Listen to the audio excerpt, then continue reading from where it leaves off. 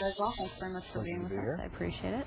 What was it that brought on this trip? I mean, it's a little unusual. How did you even meet Josh Fox? You know, at the end of the day, we're looking at a really big industry that's on the precipice of coming to New York State. Yeah. And you have those who are anti-fracking, who basically suggest that they're going to be three-headed fish that take over control of the earth. And then you have those in the industry that suggest that you can drink the fracking fluid and it's not even going to affect you. And whenever you sit in a room like that and you have two polar opposites, as a legislator, you start to question. And I'm glad I went. I'm glad I went to Pennsylvania, met with Mr. Fox and others, because is all the hype, is some of it hype? Maybe. But I've seen some things that have really raised my eyebrow. I mean, I saw farms that have seen devastation. I've seen families that have fifth generation lived on that property. Their wells are completely contaminated. But before we get there, how did you meet him? How did you guys get connected? We reached out, I'm pretty sure. Okay. And I met him literally the first time on the site of a farm in Pennsylvania, and we hadn't met previously. So he's not a constituent, or he's not? Okay, got it. Yeah, had you seen Gasland before you'd gone? I'd seen excerpts. Mm-hmm. And, were you skeptical? Yeah, I was extremely skeptical, because some of the claims you had to wonder. On both sides. In fact, I held a hearing when I was in the assembly where the gas industry came, and they had very good answers to all the questions that were asked. Now I have a whole set of new questions after going to Pennsylvania and seeing the sites, because, you know, at the end of the day, let's say that 90% of the time the industry practices are okay. Well, if it's 10% of the time, or if it's 5% of the time, what I saw are families completely destroyed.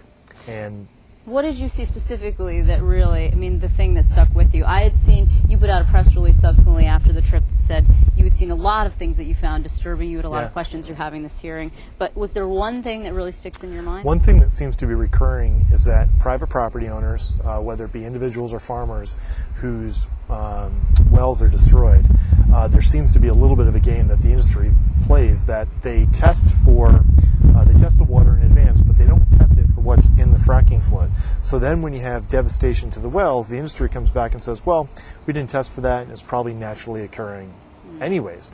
And then the property values of those individuals is literally depleted in many instances by over 90%. I mean, if your water has radium in it, you can't sell it. Right. And then the industry is providing these water buffaloes of water because they know that they're negligent, but they don't accept negligence. They literally, in some instances, have placed these fracking platforms 500 feet from an individual's, from a playpen, from somebody's living room window. But the landowners leased that property to them, didn't they? You know, it's actually interesting because many of the landowners have indeed signed on to leases to the gas companies. No disclaimers. These landmen are extremely aggressive, and we've got to be careful in New York that as they begin to tie up these properties right now, there are no disclaimers on these leases, and many of the property owners don't know what they're signing. But not only that, your neighbor, say you have a lease, your neighbor can have a fracking platform placed on it. Your water can be destroyed because of it. Just because you have a lease doesn't mean that you're making any money off of the royalties, because you may not have an active well on your property. In fact, even those that have fracking platforms on their property, they're not making any money.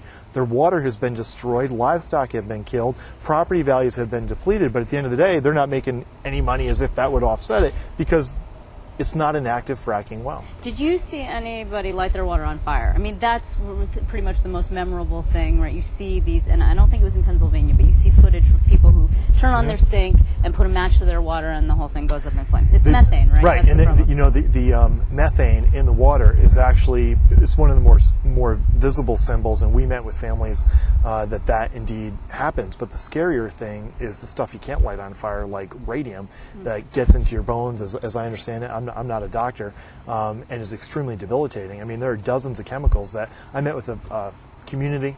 There were over 30 wells that were contaminated, and the gas company, to this very moment, is providing these water buffaloes. Now, their property values, they can't sell their property, depleted by 90%. And when the wells were tested, the wells were absolutely fine, but they didn't test for what's in the fracking fluid. Another loophole that the industry has, people call, the Halliburton loophole, but there's even another one, which is that they have proprietary, like McDonald's has proprietary control over their special sauce. The fracking fluid is protected by proprietary information. So even if you do find that you have this stuff in your water, you don't have to disclose what's in it. The industry does not have to disclose Right. what's in it. Right. So, the industry has been allowed to drive through loopholes with a Mack truck in states like Pennsylvania. And we sure as hell cannot allow that to happen in New York State. I come from a farming background myself. I visited with farmers where there was a spill on their property. The fracking pools, first they told the farmer that it's completely fine, the water's completely safe. Then there was a spill. That water spilled onto the farmer's property. Thank God the cows didn't drink it, so they weren't killed, but they ate the grass next to it. Those cows freshened that spring. That farmer had 8 out of the 11 cows that freshened stillbirths. She was pulling dead calves out of those cows. That just does not happen. The gas company has not cut a check to that farming family. And even though that they've signed their life away with that with the lease agreement, it's not an active well, so they're not seeing any money. Okay, what the industry has said, and the industry, you're right, the industry has said it is safe, some of these chemicals are naturally occurring, it's Right. normal to light your water on fire, they've said a whole host Right. of things. But the biggest thing that proponents say offsets all of the potential danger is the possibility of jobs in places that have really seen no jobs for many, many years. The most disturbing thing, perhaps, on your list, the most damning thing of things that you saw was that some of those jobs are not local jobs. They're not. Right. I mean, and we saw that in Pennsylvania where, and God bless them, I mean, Pennsylvania's employing a lot of people from Texas and Colorado.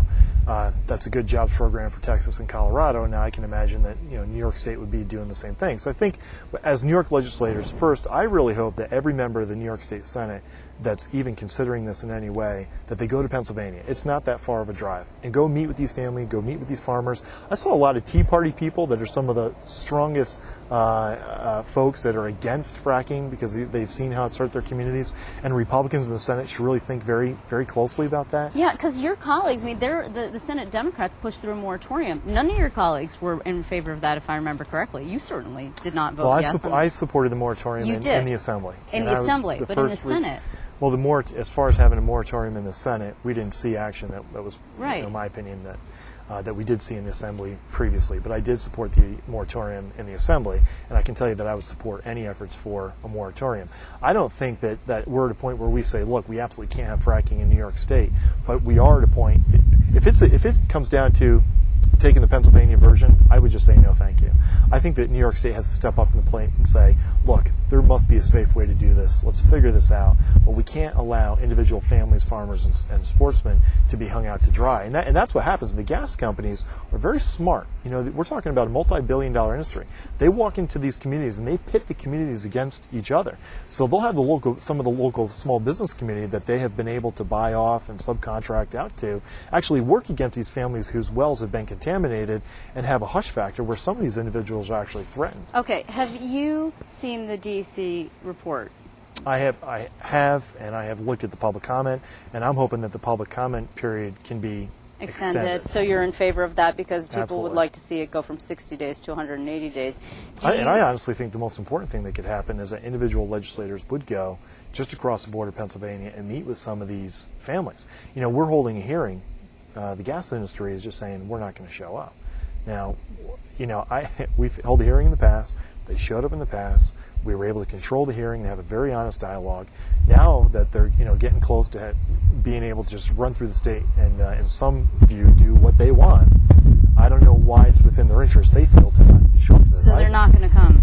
At this point, we do not, and we have reached out to them and said, look, we need, there are It's real Chesapeake. questions. When you say the industry, I mean, what does that mean? There's We've reached Ioga, out to Exxon, there's we've reached out to Chesapeake. Chesapeake, we've reached out to Gavin, we've reached out across the board to the industry reps, and we'll continue to do it until the day of. But do you feel comfortable with what you've seen in the DEC report at this point? I am not comfortable from a couple perspectives. Number one, I'm not comfortable with how the fracking fluid, either from a proprietary information standpoint or from a perspective of how it is listed and how it is handled as an industrial waste. This fracking fluid is indeed an industrial waste. We've seen in other states where the fracking fluid is kept in open ponds. not to get too down into details, one of the problems with this, Liz, is that this does not lend itself well to 30-second sound bites. Yeah, sure. No, I understand. And we saw where in these fracking pools, it actually has like a salty component to it, and all around it there were hoof prints from large deer. I'm a sportsman. I mean, I know what I'm looking at, and I asked the farmer, I'm like, is this what I'm thinking? He's like, yeah, as soon as we leave, this whole place is going to be full with deer. Now, there's radium in that fracking fluid. These very specific issues, I think, need to be addressed, and I haven't seen that level of detail before it comes to New York. So the proprietary information, that needs to be addressed. On the landmen, control the landmen, when they actually have people signing their life away, there have to be real disclaimers placed on that.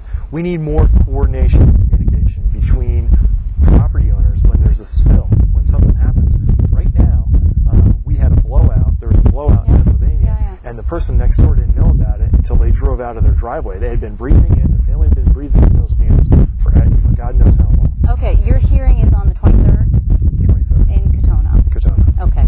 So obviously we will be covering that. We will be following up with you. Senator, I really want to thank you for your Pleasure. time. Thank you. And if people want to get more information about your tour, are you putting that online? Yeah, they can just go to my website, ballforny.com. Just Google search Greg Ball. It's always interesting. Okay, great. Thank you very much.